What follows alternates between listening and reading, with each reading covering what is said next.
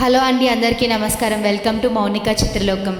మనం నిన్నటి వీడియోలో 51 శక్తిపీఠాలు ఉన్నాయని చెప్పుకున్నాం కదా. అవి ఏంటేంటో ఈ వీడియోలో చూసి తెలుసుకుందాం. మొదటగా కామాఖ్య అమ్మవారు. అక్కడ అమ్మవారి యోని పడింది అని చెప్తుంటారు.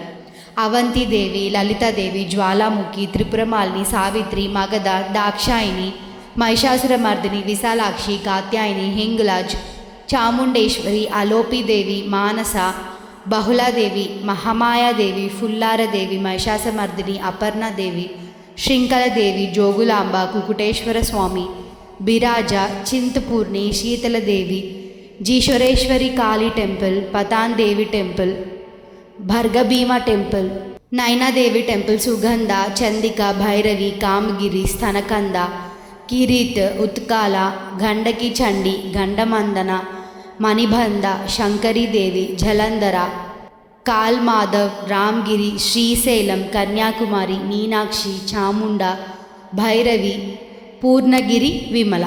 ఇవన్నీ 51 శక్తిపీఠాల పేర్లు. అయితే ఈ అన్ని శక్తిపీఠాలు మనం చూడాలంటే ఖచ్చితంగా అది అసాధ్యమనే చెప్పాలి. ఎందుకంటే అన్ని డిఫరెంట్ ప్లేసెస్లో ఉంటాయి కాబట్టి.